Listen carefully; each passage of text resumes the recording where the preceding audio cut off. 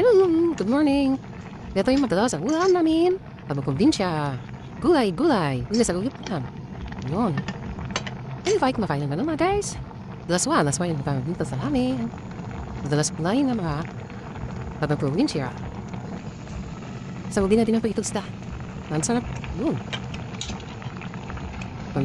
Hintayin mo po yung ano? Gulay.